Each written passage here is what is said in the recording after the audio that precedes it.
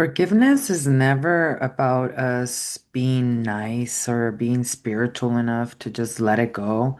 In fact, if you're somebody who finds herself saying things like, I forgave them, but your body like still tightens up when their name comes up or you still get triggered, then that's not forgiveness. That's basically just management of emotions. So if you're someone who keeps saying things like, I hope it works out, I hope that one day I just heal, you're actually not feeling safe in moving forward. And that's definitely not faith. It's actually doubt, just wearing a mask. We gotta say something that I think a lot of people are afraid to say, especially if they're generational cycle breakers like ourselves. What we call hope is actually just fear, trying to stay polite. What we call forgiveness many times is actually resentment, just trying to stay spiritual.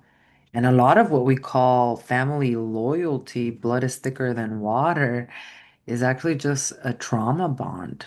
And the thing is that if we don't recognize these things, or if maybe you've been triggered or activated by the words that I'm telling you, this has nothing to do with willpower or weakness. It has to do with your mind. And remember, we talked about the negative mind in last week's podcast episode of the Sovereign Sister movement, where its only job is to discern. There's nothing negative about it, it just hasn't been trained. Now, this episode today on the Sovereign Sisterhood Movement podcast is not about wearing masks or having a positive mindset at all. In fact, it's for the Sovereign Sister who wants her nervous system to not only be able to live in truth, but to recognize it. And today, what we're going to be doing as we move through this series of the 10 energetic bodies of Kundalini Yoga, how they're impacted through trauma, generational trauma, and how to heal them.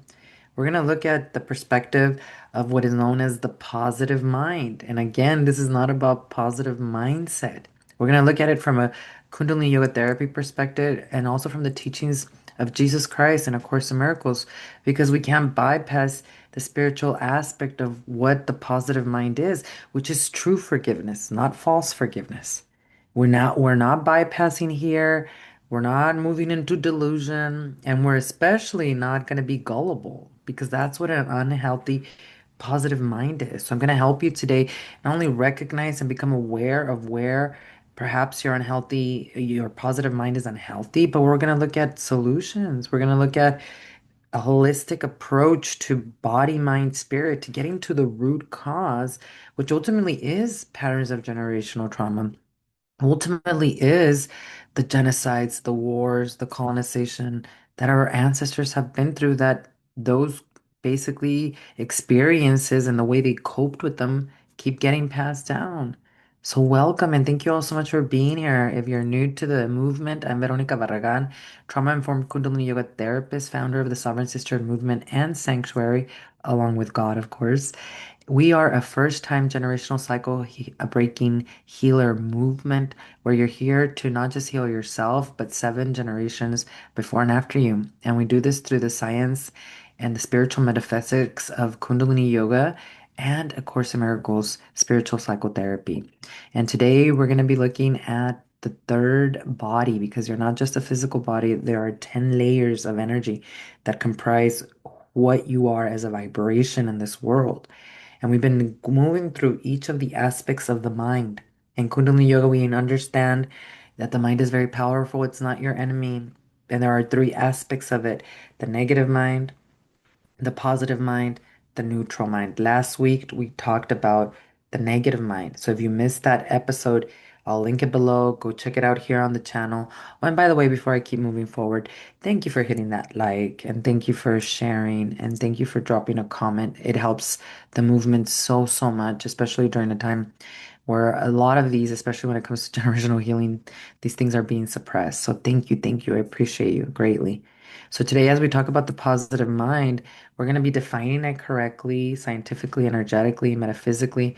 So we're all not just speaking the same language, but so we don't get it confused with this very toxic positive mindset jambalaya that does not work. In Kundalini Yoga therapy, we know that the positive mind is actually the expansive, very much projective mind. This part of you that is creative, that is playful, that's open to opportunity, that is optimistic for sure, but not in a gullible way, in a grounded way. If we don't train the positive mind, it's going to turn to gullibility, and we're going to get into that. But with a healthy, positive mind through meditation, Kundalini Yoga meditation, you're able to see possibility without denying what's in front of you. You're able to, with a positive mind, understand how magnetic you are, and you're able to experience that magneticism. Why? Because things are drawn to you, not because you're living in this false positivity, but because you truly do live in faith.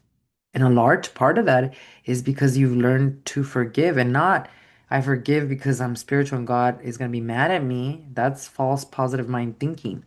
But because you've changed your nervous system and your brain, you've healed the mind, which means you took out the trash through meditation. And if you're doing that, then guess what? Your perceptions, which is what the mind governs, are changed. The meaning you are giving to life is based on what you believe God is, and your perception of God is based on the traumatic experiences you've been through in life, religious programming that tells you you're separate from God, the wars, the genocide, the colonization. So you're here to rebuild that inner sanctuary. That's what the Sovereign Sisterhood Sanctuary is. That's what we do inside of my community, the Sovereign Sisterhood Sanctuary.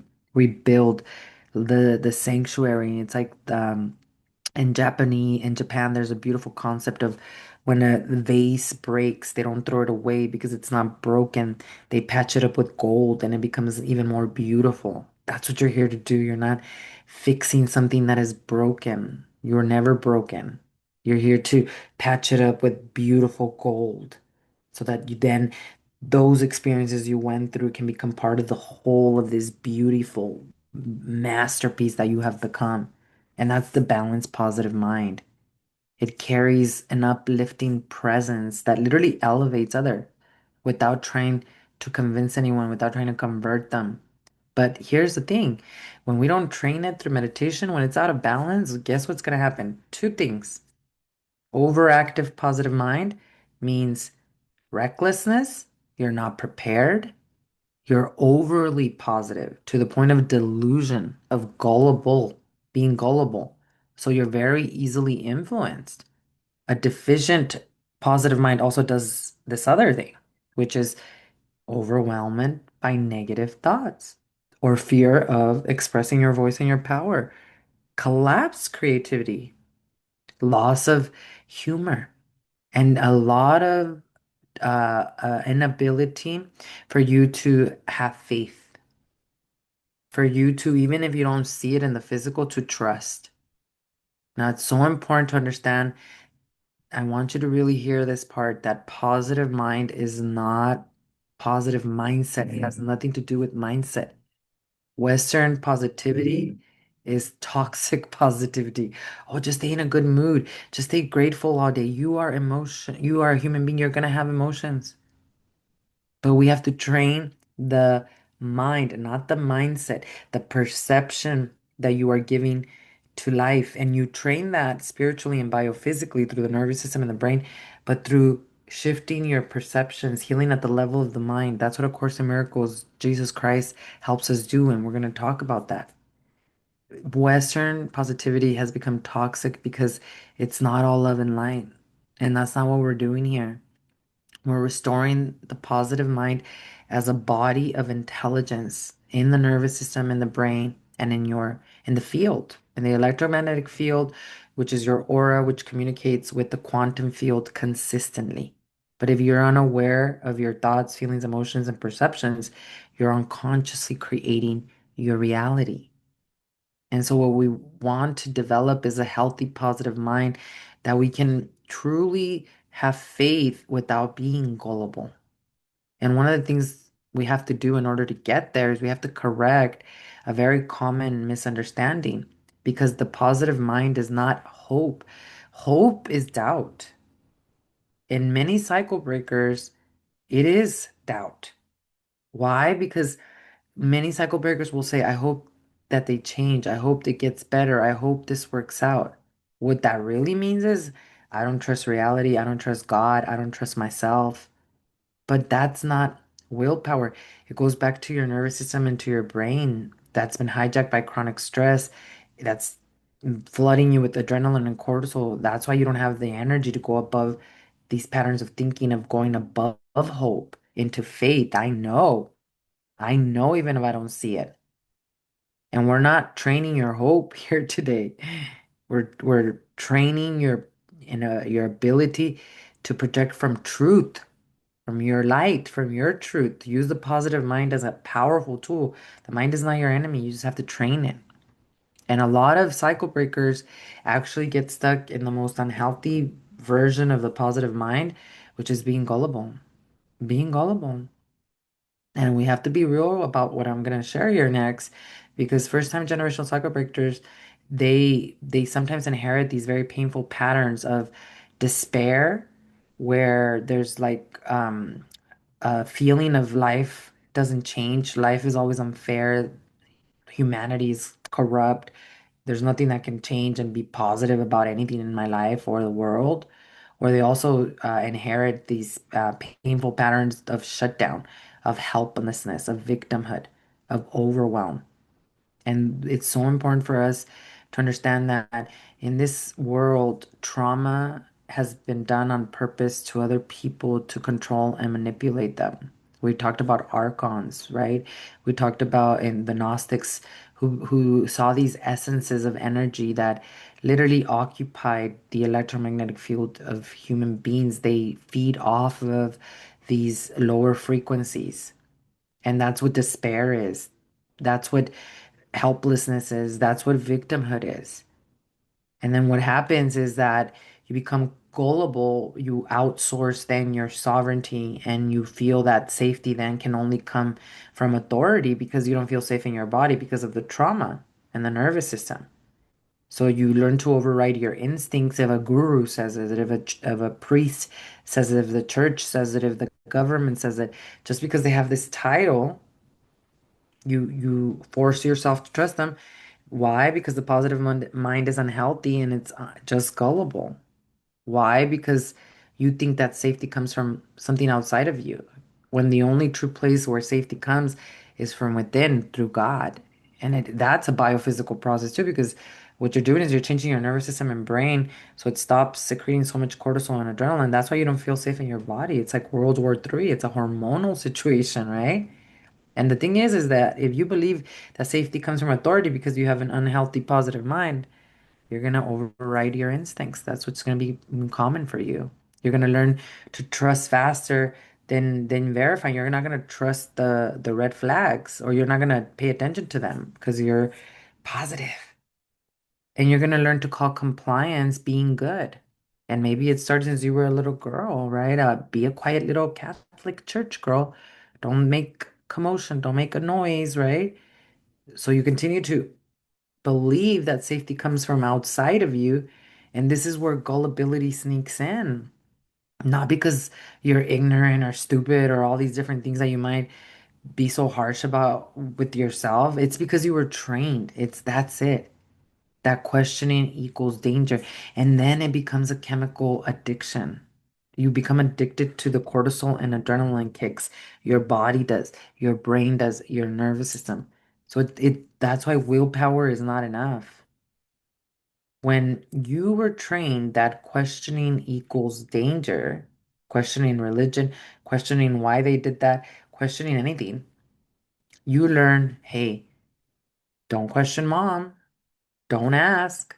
Don't question the elders. Don't question the family story. And the thing is that if this is the case for many of us, let's say that the part people avoid saying the most here, because for many of you, you were also trained to question even religious authority. So it came from a priest, from a preacher, from a pastor, from a church, a leader, even a spiritual teacher, a religious institution. You assumed it had to be true, or you assume it has to be God. And that's how cycle breakers end up spiritually confused because you were not taught discernment without judgment. You were taught that discernment is rebellion. Don't ask questions. That questions are disrespectful. That protecting yourself is not Christ-like. And that saying no means that your heart is hard. That your intuition is the devil or your ego. So what do? We learn to silence our inner knowing. And then we call that humility. The only thing that humility actually means is you accepting yourself as God created you. It is arrogant for you to not accept yourself as God created you, meaning it is arrogant for you to not accept that God authored you, that God made you. So when this happens, we learn that silence in our inner knowing is not valid. And discernment is not judgment. Remember, we talked about that with the negative mind last week? Discernment is a superpower, it's your function. It's that negative mind we talked about last week. There's specific meditations and kriyas and Kundalini yoga that we can actively keep that aspect of the mind healthy. And the negative mind assesses without paranoia what's true, what is safe for me, and what is not. Judgment says you're bad. Discernment says this is not for me. This is not true for me. Judgment says I need to punish you. Discernment says I need distance. Judgment attacks the person. Discernment protects the nervous system. So if you're waking up right now to the fact that some of what you were taught in religious spaces trained you to betray yourself, good. It's not you losing faith. In fact, when I finally came to this part of my life, that's when I actually created a real relationship with Jesus Christ, with God. Because what this is that you're withdrawing faith from illusion and you're returning to your truth. You don't need the dogmas. And I'm sure there's a lot of churches that have a great communities and they're definitely they have the right intentions, right, from a place of love. So we don't want to generalize. But as a whole, I think we can all agree that, especially when it comes to religious, it's a perfect example of how an unhealthy positive mind works with the gullibility and we're seeing how that has affected so many people, with so many people being impacted by abuse from these religious organizations and spiritual people. So the positive mind will just be gullible and say, well, if it's a church, if it's a guru, I have to just trust it. And then again, when you question, it's not you losing faith, it's you finally using your positive mind healthy and withdrawing faith from illusion. And that's exactly what we're talking about today. So I want you to really understand that you yourself, you want to clear delusion and understand reality, right? Overactive indicators of an unhealthy positive mind include ignoring those red flags, rushing into decisions, trusting even though you sense something is up, over promising, spiritualizing danger. It'll work out without being prepared. And so when this happens, then your humor is going to disappear, your creativity is going to shut down. You're going to feel overwhelmed by negative thoughts because it's not, your positive mind is not working healthily, right? You're going to have fear of using your voice. So the first thing we have to do is we have to understand that it's not positivity, it's awareness and alignment. That's what it is. It's training the perceptions that the mind is programmed by. And we have to also understand that the Western toxic positivity says to only focus on the good, don't be negative, don't talk about what's wrong. And that really suppresses the nervous system and then can create a lot of rage and anger. First of all, because of the inner child. The inner child is this aspect of ourselves that is basically feels abandoned even into adulthood if there was abuse, trauma, dysfunction as she was growing up. And so when you become an adult and you then are told to only focus on the good continually, or you tell yourself don't be negative or don't talk about what's wrong, this is creating immense amount of anger and rage and betrayal because your inner child is saying, there she goes abandoning me again. And that's why it is toxic to have this toxic positivity, because generational healing is about confronting these emotions and many times speaking up about them. You build the reason why you can't talk about it now if you haven't done any generational healing work is because the nervous system doesn't have the capacity, doesn't have the vitality to confront and deal with these things. So you build safety in the nervous system so that it could stop suppressing. So all these don't be negative, don't talk about what's wrong can stop suppressing the nervous system. And then the healthy positive mind through these meditations says, I'm gonna honor what's real and remain open to possibility. And that's a big shift because we're not training fake happiness. We're training expansion, wise expansion. That ultimately the mind is governed. There's the mind, the brain, and then there's consciousness. And the mind is the program that is the perception. Consciousness is awareness. And your nervous system dictates your level of awareness. If your nervous system is hijacked by adrenaline and cortisol because of just trauma and chronic stress you lived under, your awareness is very narrow. You can only see the problem. But expanding your consciousness means changing your nervous system and brain through Kundalini yoga meditation so that your awareness can expand and you can see the totality of it all. You can see the solution too. So that's how you build capacity in the nervous system. That's what training expansion means. And the truth is that expansion without wisdom, which is basically a rewired mind through meditation, there's always going to be a gap there. And the thing about the gap is that this is where gullibility can be dangerous because if you don't have the nervous system safety with that expansion of wisdom, then that's when you can be very gullible and you can believe in false saviors and fear-based authority. Gullibility is an unhealthy positive mind. And it says things like, I'm going to trust you, even though my inner knowing is saying no.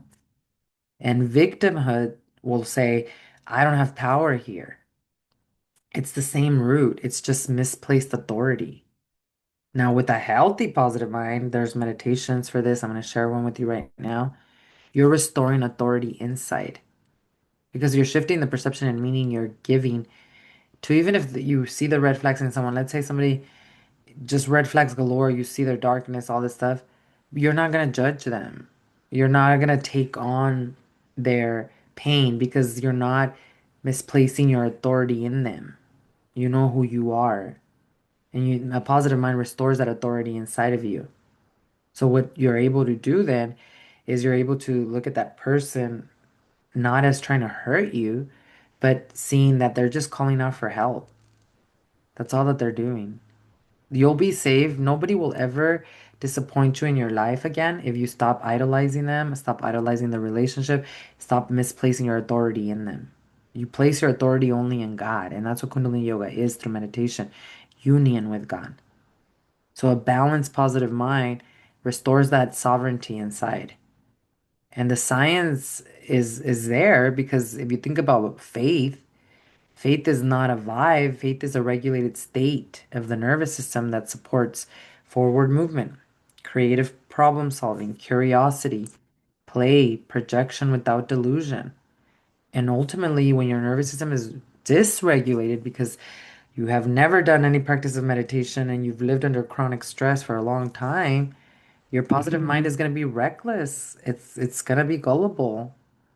And so we train through mantra, through the breath in Kundalini Yoga, which changes the glandular lymph support. It changes your nervous system. It changes the brain and the neurons because your brain is very, very plastic. We can change it regardless of what we've been through, which then changes your coherence. Your coherence is a signal of what you're putting out into the quantum field, the quantum unified mind, the lattice, what Jacobo Greenberg called the lattice, just creating your reality. And what's your signal? Thoughts, feelings, emotions, and actions. That's a signal. That's coherence. You can change the signal to change your reality. And how do we do that? Through specific breathing techniques and Kundalini yoga, through specific meditations. So then we create a field of coherence. And a coherent system, it's not going to be manipulated internally or externally. by another person, by a higher, by like a government or anybody. That's sovereignty. And so how do we do this? Well, in Kundalini Yoga, like I said, it's a perfect science of yoga, of energy, excuse me. And there are specific meditations and kriyas that help you with this. And in the positive mind, there's this really powerful meditation known as the breath of 10. We're using breath. And the meditation itself, it tunes your biorhythm, your electromagnetic field, which is your aura. It keeps it nice and healthy. And it triggers by triggering the command center of your brain, which awakens the immune system. So what it's doing is scientifically supporting the lymph, the glands. So that's clearing toxins from your body. That's what it's clearing all the blockages that are create prana to help you go above the patterns of thinking. And since it's building that magnetic field around you, and especially of the hands, what it's doing is that it's strengthening that field, meaning it's not as porous. That field is what protects you from disease, physical, spiritual, from spiritual warfare. You would never be afraid to walk on this planet if you knew who walked within you, and the way you know you who walks within you, which is God, is by that strength of that electromagnetic field. So it's really powerful in working with that command center, which is why it also wakes up your immune system very quickly. It's going to support all these aspects of the nervous system, of the toxins that are being released.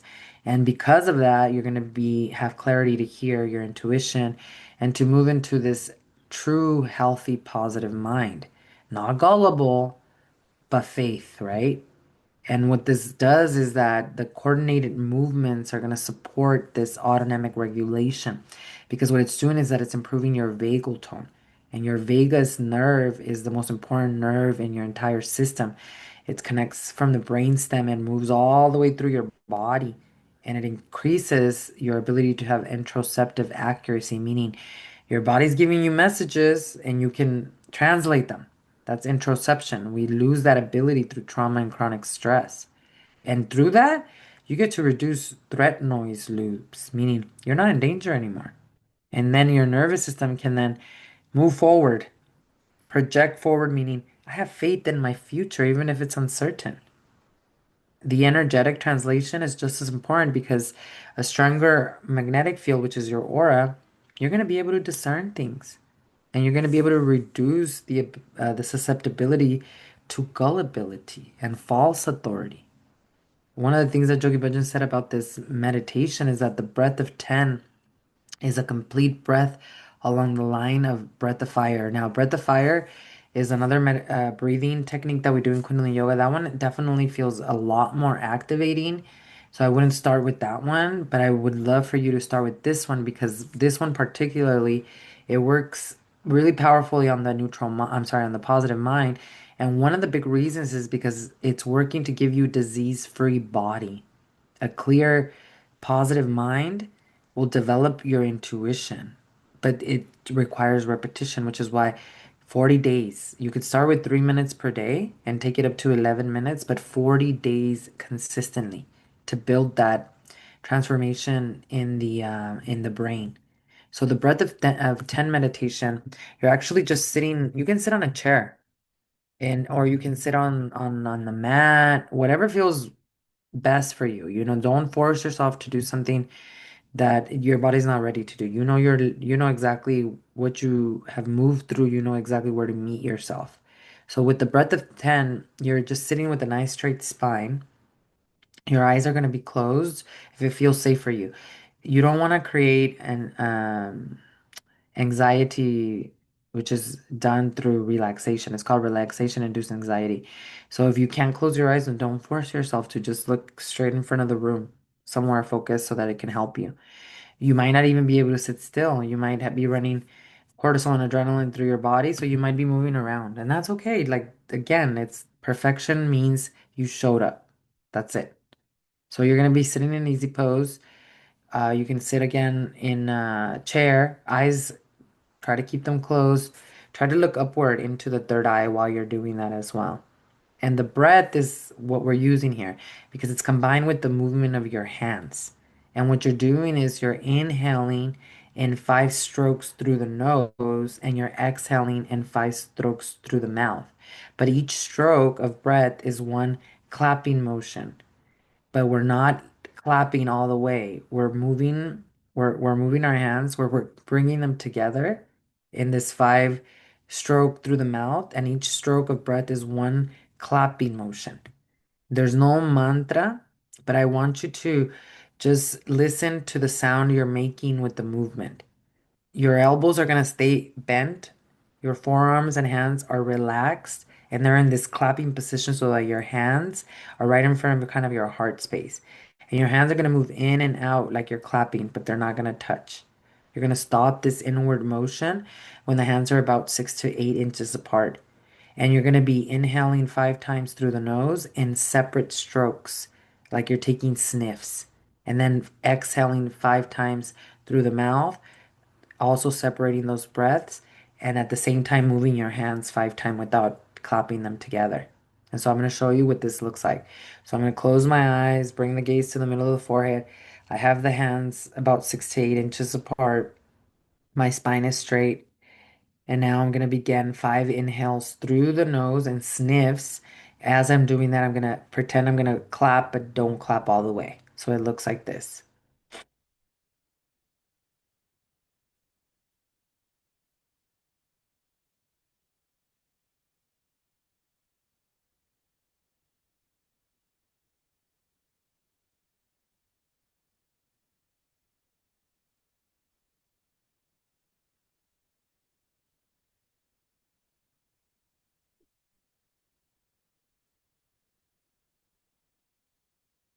And that is it. And then when you are completely done, you can bring your hands into prayer pose and you can take a deep inhale and end with Satnam. Satnam. And you can honor yourself and you're complete for 3 minutes. Now, the other thing with Kundalini Yoga, it's always a good idea for you to start with Om Namo Guru Dev Namo. That's a mantra that we say 3 times. We call it tuning in. It clears the energy field around and within you to really start with this tabula rasa, this clean slate, to be able to move into the meditation itself. So chanting that 3 times and then getting right into the meditation. And then closing out with just taking a deep breath, inhaling deeply, hold that breath as long as you can. Try to get it to like 20 seconds and then keep those hands pressed as you're doing that and then just exhale through your nose. And you can repeat that 3 times. Now, the one thing about these meditations, regardless of what meditation it is you're using, if give yourself time after the meditation. So it's been proven scientifically that if you sit a couple of minutes after the meditation, just in silence and just being aware of your body, your mind, your spirit, like without trying to change anything, that is what is known as integration. That allows for the energy to move through the body temple and to be redistributed. And again, it's been proven scientifically that those that actually give themselves 2 minutes after their meditation practice just sit in stillness, that the meditation, the medicine in the meditation is much more impactful on the brain and on the nervous system. So just a couple minutes and then you're ready to rock and roll. 3 minutes per day, try to go up to 11 minutes and stick to it for 40 days, especially if you're somebody that struggles a lot with the positive mind, gullibility, hope instead of faith, or and forgiveness. And now I want to talk about the spiritual perspective of the positive mind, which has everything to do with forgiveness. And from a Course in Miracles Jesus Christ perspective, we have to really understand this because a lot of us are practicing false forgiveness because our positive mind is unhealthy, which is then creating a lot of physical disease. And we have to understand that once we start to train this aspect of the mind, we're going to be able to see things very clearly, where we're not just going to get gullible with anybody who shows up in our lives or even with our family. And this is where that phrase, blood is thicker than water, becomes one of the most spiritual sounding excuses to stay in a generational pattern. I'm not all saying that you have to go no contact in order for you to heal. In fact, that's not even the case. But what I'm saying is that understanding that forgiveness is a chemical addiction release, and that it doesn't just require willpower, will help you then move beyond the game and the guilt or the shame and the guilt. And if the situation ends up being no contact, you'll be able to do it in a place from peace, not from a place of unhealthy positive mind, which means blood is thicker than water and I have to accept abuse or things around me that are happening. So we have to first understand that if we keep giving access because people are just family and there's abuse, you're still holding on to that resentment in your body and you are complying and you're doing it unconsciously. Obviously you're not doing it consciously because it becomes a chemical addiction. We literally like crave the adrenaline and the cortisol that the drama produces. That's why we get addicted to toxic relationships. It's not willpower, it's a literal, your body needs that dope, that kick of the cortisol. And the nervous system especially knows when you have betrayed yourself. And that's what compliance is, not talking about it or just forgiving because I don't want God to be mad at me. It's going to create that resentment. So the question then becomes, what is forgiveness? If my body is still braced, my stomach's still tight, my chest is still like hot or feels overwhelmed, and my mind is still replaying. And that's where Jesus in A Course in Miracles comes in, and he doesn't ask you to be like all nice, quiet little Catholic girl.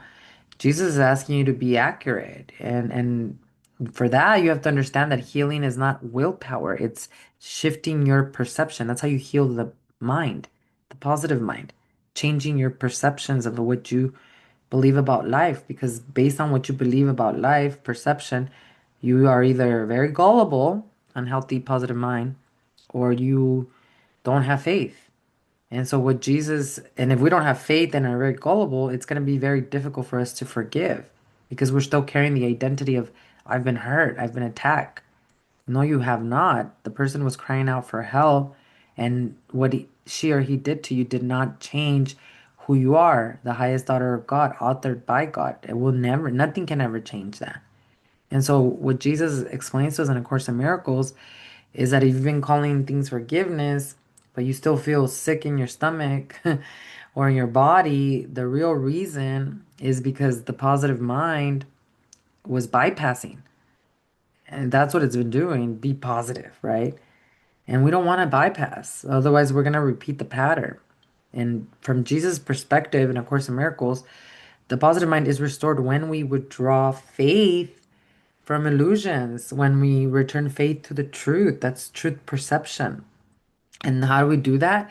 We let forgiveness correct our perceptions. Because Jesus teaches in the Course that the problem is not your emotions, it's the meaning you're assigning to the experiences you've been through. Think about if I watched this with my own niece, being able to watch her, she's only a year and a half and she's so beautiful. And Sage, right? And she fell off of her chair. She was sitting, right? And she cried. And then I held her, and then she stopped crying and she moved on. We don't do that as adults. We fall, and then we add meaning to it. That's an unhealthy positive mind. Oh, the chair was against me. God wasn't here. I always, all these bad things always happen to me. That's an untrained mind that gets hurt and then builds an identity because they fell off of a chair. And then you don't just feel the anger, you become the one who was wronged. Now I'm the victim. And that's why we get sick. It's not because you had an emotion, it's because you kept the perception of that experience running for years. And that's the ego's core strategy. And of course, in Miracles, we learn about the ego, right? The ego is your programming. And the ego's core strategy is that this world is an attacking world, it's an unsafe world. And the ego, which is the programming, shows up as the perception that the world attacks me, that other people cause pain, and that my anger is justified. I'm not saying that it's not valid, but it's not justified, meaning it's not your identity. It's not justified for you to live in anger all your life.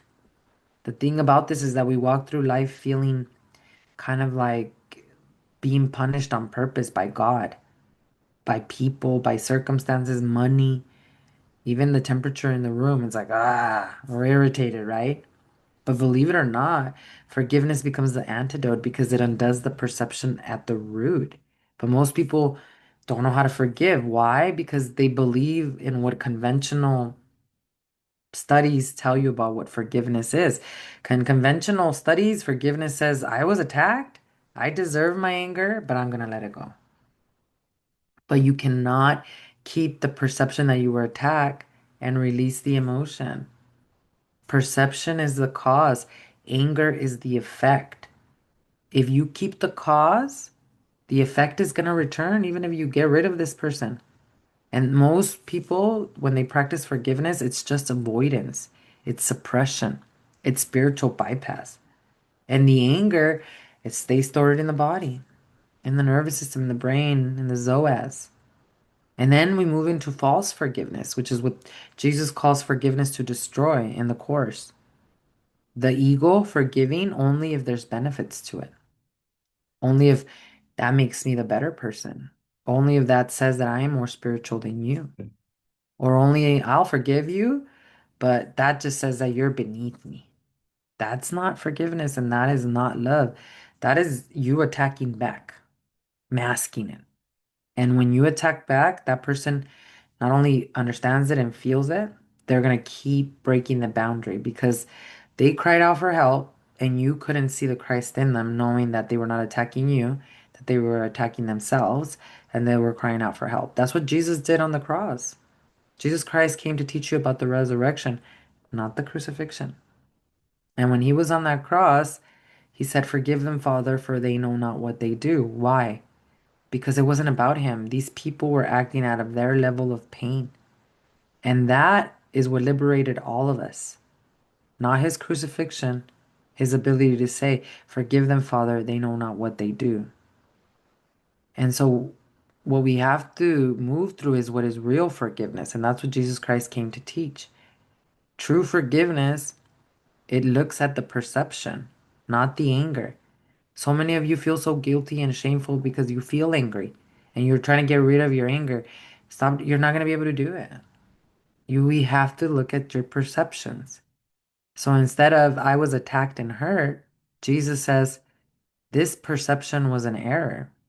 I'm not saying it wasn't painful for you, but the perception shift is they didn't hurt me because of my worth or my disconnection from God or because I deserved it or because of all these different things. They hurt or they attempted to attack me or to hurt me because of their pain. That's where the perception is an error. And when the cause is released, your anger is going to dissolve. When you know that this person was acting out of their pain and of your worth, retaliation disappears. Emotional intelligence, right? Because the nervous system then is settling naturally. You know who you are. And this shift begins with willingness and is completed by the Holy Spirit. And what is willingness? Listening to this podcast episode, practicing your meditation daily, studying A Course in Miracles, spiritual psychotherapy. That's how you're showing God, I'm willing to see things differently. That's what breaks the pattern. Just your willingness. It's just awareness that breaks the pattern. You don't have to figure out what to do afterwards. Let God do that. The Holy Spirit. That's in the quantum. And a lot of generational trauma patterns, they're so heavy and so deep and so painful that only through God and the Holy Spirit can we actually change them. But that's what your Kundalini yoga meditation practice is, and A Course in Miracles spiritual devotion is. You're not working in linear time, you're going into the quantum. You do your part.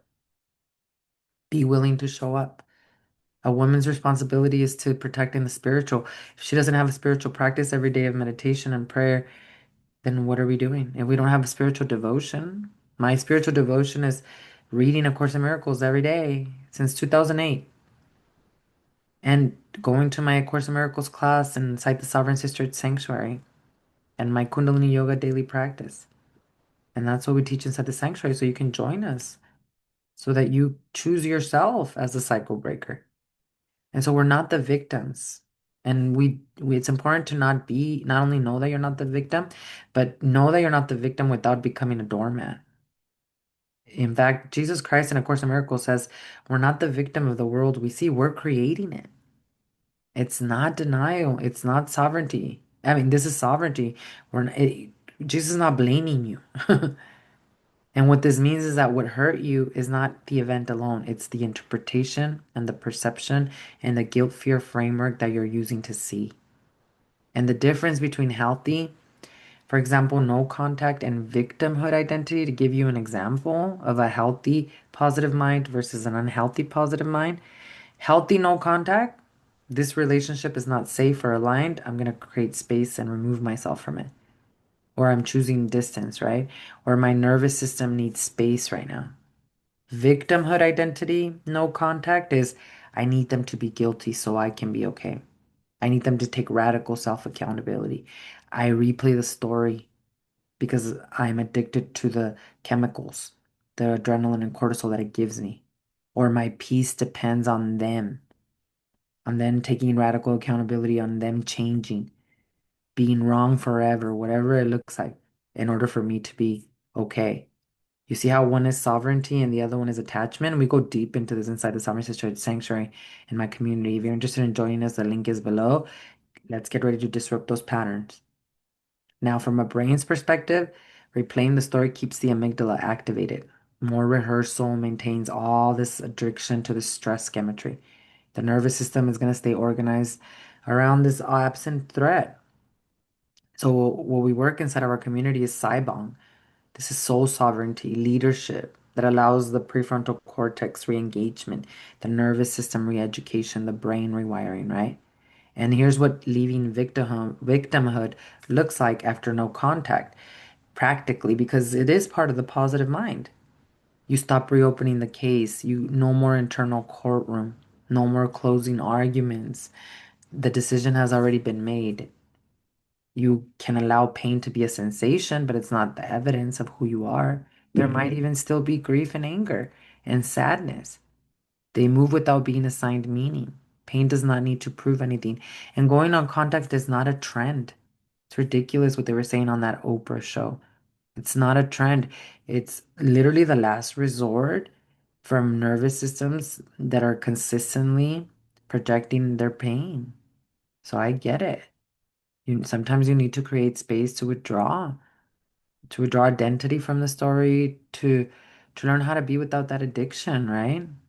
So we shift from instead of the one who was harmed to I'm the one who chose safety as a cycle breaker. I'm the one that chose it ends with me. And then we also let God handle the rest. That a healthy, positive mind has faith, unwavering faith. And a healthy, positive mind trained through meditation allows judgment and justice to belong to God. Because ultimately, your justice is your healing. That's how you allow yourself to receive the kingdom of heaven. Simply by being willing to see differently through God's eyes. And that's it. And how did I do that? Through my devotion of A Course in Miracles spiritual psychotherapy, through my practice of Kundalini yoga meditation. Why? Because that gave me awareness, capacity in the consciousness and the nervous system to become aware, not just of the problem, but of the solution. And that's why it always goes back to you are as God created you. You are authored as God created you always, regardless of what happens in your life. Remember, we were talking about identity a lot in the first podcast episode with the soul body? Go check it out if you missed it. But really, what this does is that when you know who you are, you're able to do what Jesus Christ says in the Course: the past is over, it can touch me not. Why? Well, because the positive mind cannot project into the future while the mind uses the past as the proof. So that's why faith is loyalty. You always have faith. But what are you putting your faith on? On darkness, on things not working out because you're not aware, or on God? And that's where Jesus in the Course teaches that we're not faithless, that our faith is simply misplaced. So the practice is withdraw faith from the fears, from the program, return faith to the truth by changing your mind. How do you change your mind? Rewire, you take out the trash every single day through meditation. The positive mind, if you struggle with it, I just gave you a meditation. And then you move into joy without bypassing. Because joy is not a mood that you force. Joy is what returns when guilt is no longer present. And forgiveness is the key to happiness, Jesus Christ says.